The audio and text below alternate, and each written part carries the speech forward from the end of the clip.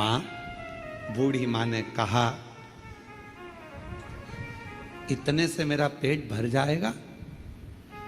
दाती ने कहा, माँ, मुझे नहीं मालूम कि आप कौन हो, पर इतना विश्वास से कहती हूं, जिसकी जोत जलाई है ना, उसको लोग अन्नपूर्णा भी कहते हैं।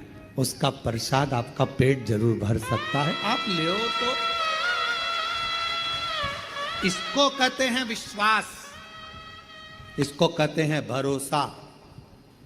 जिस देवी की आप आराधना कर रहे हैं, जिस देव अधिदेव महादेव की आप आराधना कर रहे हैं, उनके प्रति आपका विश्वास कितना प्रबल है, आपकी दृढ़ता कितनी प्रबल है, आपकी भक्ति कितनी प्रबल है, ये यहाँ सामने नजर आता है।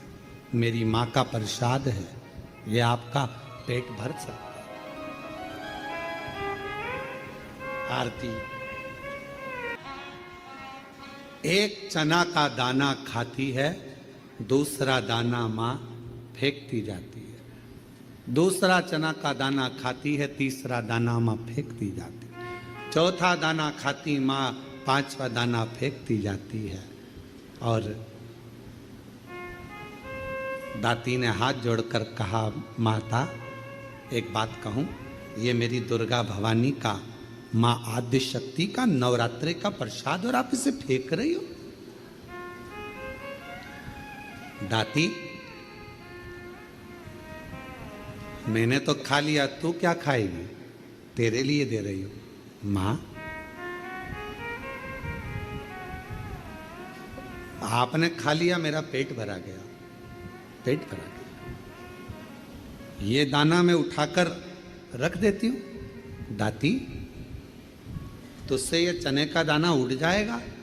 ओ मां, अभी अभी उठाती हूं मैं। दाती गई,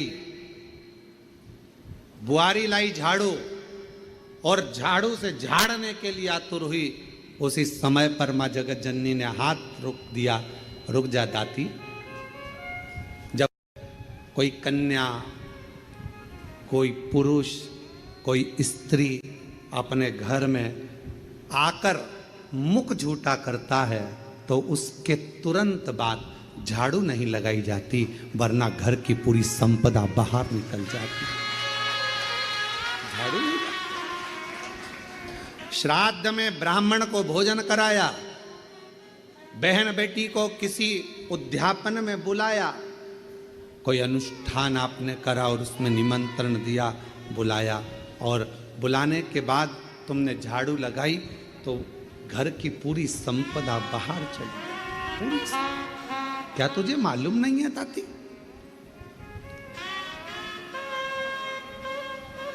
घर में कोई त्योहार हो, घर में कोई उत्सव हो, घर में कोई फंक्शन हो, पूजन हुआ, उसके तुरंत बाद झाड़ू नहीं लगती। क्या तुझे मालूम नहीं दाती? दाती ने अब कपड़ा लिया, अपने साड़ी के पल्लू से दाती उसको पोंछने लगी, और उस चने के दानों को बीन बीन कर अपने पल्लू में डालने लगी। माँ की ऐसी कृपा हुई, जितना चने का दाना डालती उतना चने का दाना बढ़ता जाता। दाती का पल्लू पूरा भरा गया, ढुलने लगा, बिखरने लगा, अन्न भाग नीचे गिरने लगा, और आखिरी में माँ जगत जननी अब प्रणाम कर कर कहती है, दाती अब मैं जा रही हूँ। और आनंद से मेरी माँ जैसे ही गई, वो चने का दाना केवल अन्न का नहीं रहा, वो हीरे और रतन माणिक मोती के रूप में। आप जगत धात्री, आप दुर्गा, आप जगत कल्याण करने वाली संपूर्ण माँ को देखा, बाहर है नहीं, हीरा पन्ना रतन माणिक मोती सोना चांदी सब भरा पड़ा था। महाती को मालूम पड़ा कि मेरी बहन के घर अपार संपदा हो गई, मिलने के लिए आई। क्या बात है, कहाँ से इतनी संपदा आ गई? अरे एक बूढ़ी आई थी, बहुत ऐसी लग रही थी, भूख लग रही थी, मेरे पास कुछ नहीं था, मैंने माँ जगत जननी का चना गुड़ दे दिया। बस वो चना छोड़ कर गई, वो चने के दाने आज मेरे घर में रतन के दाने हो गए, रतन के दाने। आज भी माँ कांगड़ा, माँ चिंतपूर्णी, माँ मनसा, माँ करोली, माँ वैष्णव रानी, माँ ज्वाला, जितनी जितनी शक्तिपीठ है, सारी शक्तिपीठों में आज भी हलवे और चने का भोग लगता है। आज भी चना हलवा का भोग लगता है। कोई पूछे उनसे, क्यों साहब ये चने का भोग क्यों लगता है, ये हलवे का भोग क्यों लगता है, तो गुड़ की जगह हलवा है, पर चना आज भी उसी जगह पर है। चने का भोग आज भी माँ आदि शक्ति को लगाया जाता। करुणा सागर, करुणा करने वाली, दया सागर, दया करने वाली। आप जिस भाव से, अब महाती ने तो इतना बड़ा यज्ञ करा, इतना बड़ा अनुष्ठान करा, इतना करोड़ों का खर्चा करा, इतना लाखों रुपया लगा दिया, और लाखों करोड़ों किसके लिए लगाए? जगत को दिखाने से मेरी माँ प्रकट नहीं हो सकती, जगत को दिखाने से मेरी माँ प्रसन्न नहीं हो सकती। मेरी माँ को प्रसन्न करना है, अपने घर में एक ज्योत भी लगाओगे तो माँ प्रसन्न हो जाएगी। एक छोटी सी कन्या का भोजन भी कराओगे, मेरी माँ प्रसन्न हो जाएगी। और किसी के चेहरे पर प्रसन्नता लाओगे, मेरी माँ प्रसन्न हो जाएगी। अपने घर की बहन बेटी का आदर करोगे, मेरी माँ प्रसन्न हो जाएगी। और अपने घर की माता के चरण छू लोगे, मेरी माँ प्रसन्न हो जाएगी। वो माँ, वो माँ है मेरा। अगर भगवान धन देखकर प्रसन्न होता तो करोड़पति के घर में परमात्मा पहले जाकर बैठ जाता। फिर वो हाथी का पांव छुड़ाने के लिए मगर के पास नहीं जाता।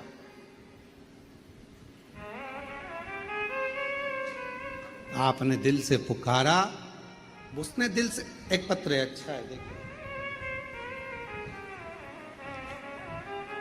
सुभाष चंद्र शर्मा, हेमलता शर्मा, गढ़मेरा, जिला करौली। कहीं बैठी हो तो हाथ हिला सकती हैं, आ सकती हैं, पीछे से अपने बच्चों को लेकर आ सकती हैं। सुभाष चंद्र शर्मा, हेमलता शर्मा, गढ़मेरा, गढ़मोरा, जिला करौली। गुरुजी, मैं बाबा को प्रणाम करने के लिए आई। मैं नहीं जानती थी कि कुबेरेश्वर बाबा क्या इतनी झोली भर देता है। मैं विश्वास नहीं करती थी किसी पर भी, कभी किसी पर भरोसा नहीं करा। पहली बार आपकी कथा पर विश्वास किया। क्यों नहीं करती? क्योंकि मेरी शादी को 21 साल हो गए थे, पर मुझे औलाद नहीं थी। ऐसा कोई डॉक्टर नहीं।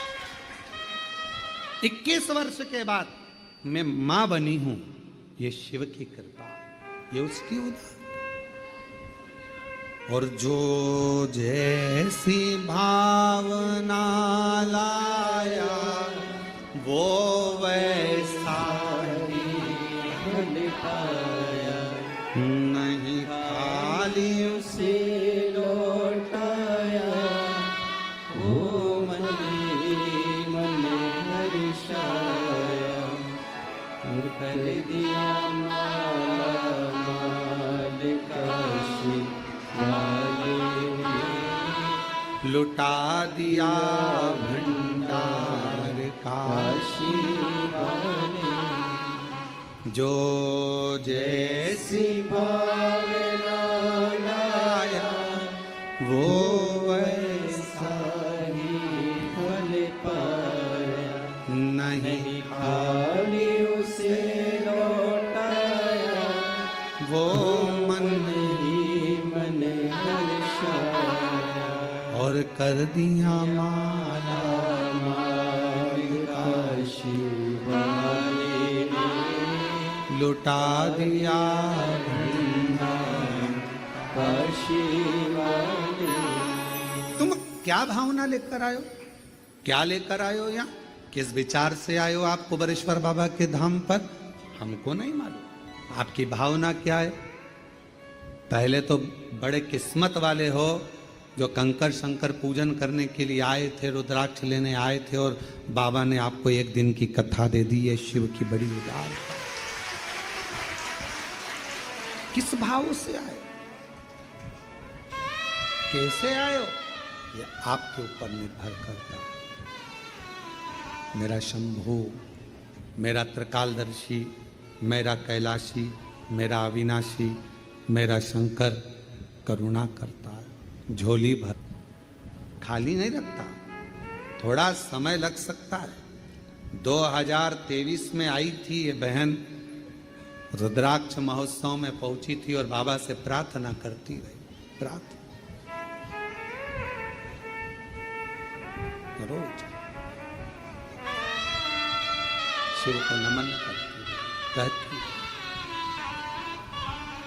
आपका विश्वास, आपका भरोसा, आपकी दृढ़ता शिव के करीब में लेकर जाती है, शिव के पास। भरोसा कितना है आपका?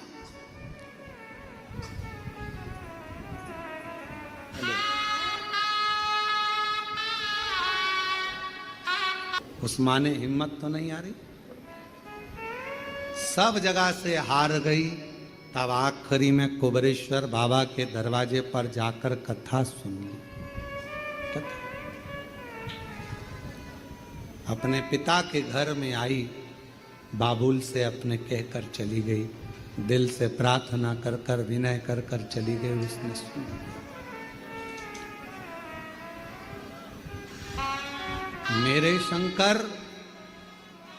हे मेरे शिव, तू ही मेरा सावन है। हे मेरे शंकर, हे मेरे शिव, तू ही मेरा बसंत है। हे मेरे शंकर, मेरे शिव, मेरी जिंदगी भी तू है और मेरा अंत भी तू है, दूसरा कुछ है नहीं। क्या जानूं मैं? दाती महाती को कह रही है कि एक बुढ़िया आई थी, एक बूढ़ी थी, बूढ़ी माँ आई थी और बुजुर्ग थी, बहुत बूढ़ी थी वो। उसका शरीर दुर्बल था, उसका शरीर दुर्बल सा था और वो बूढ़ी आई, भूख लग रही थी उसको, मांग रही थी भोजन, भूख लग रही थी उसको, भोजन मांग रही थी। मैंने उसको बिठाने के लिए, मेरे पास कुछ नहीं था, मैंने साड़ी का पल्लू फाड़ कर दिया, बैठी। कुछ नहीं था, चावल और गुड़, चना और गुड़ ला कर दिया, उसने पाया, उसने खाया, कुछ नहीं। क्या उसके हाथ में एक डंडा था? हाँ। क्या नाक में एक नथनी पहनी थी? हाँ। एक साड़ी तन पर बड़ी सुंदर सी?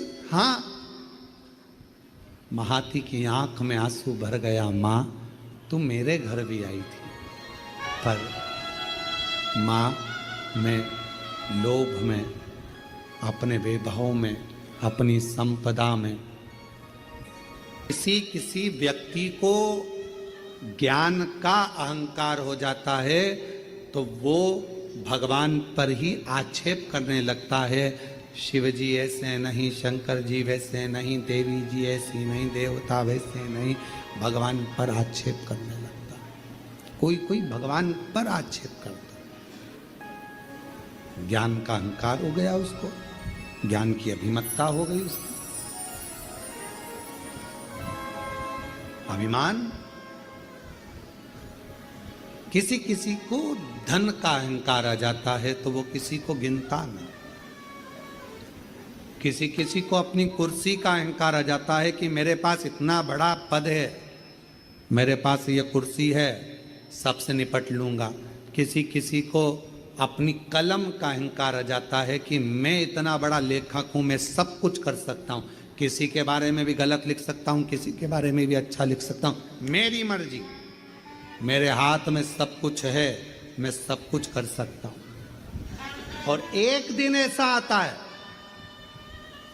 कलम तुम्हारे हाथ में होगी, कुर्सी तुम्हारे पास होगी, धन तुम्हारे पास होगा, पर तुम्हारा निर्णय भी कोई दूसरा कर रहा होगा। तब समझ में आएगा कि कलम कहां गई, कुर्सी कहां गई और धन कहां गया। हमने कईयों को देखा है, अच्छे अच्छे करोड़पति जब हॉस्पिटल में पड़े रहते हैं तो निर्णय कोई दूसरे करते हैं कि इनको वेंटिलेटर पे कितने दिन रखना है,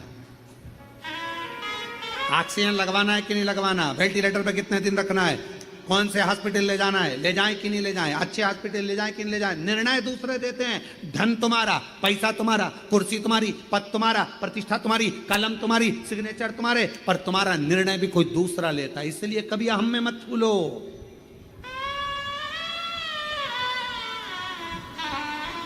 कभी अहंकार में मत भूलो कि मैं मेरी कलम से कुछ भी लिखूंगा, खूब छपे, खूब बने, खूब ऐसा होगा और मैं कुछ भी कर सकता हूं। बाद में एक समय ऐसा आता है कि वो समय तुम्हें रोने के लिए छोड़ देता है। वो धन, वो वैभव, वो कुर्सी, वो पद तुम्हें केवल रुलाता है। इसलिए सावधान, सावधान। और वो सावधानी तुम्हारे भीतर है, उस सावधानी का होना बहुत जरूरी है। महाती कहती है मेरे दरवाजे पर भी आई थी वो बूढ़ी, मैं अपने धन के नशे में उसको पहचान नहीं पाई।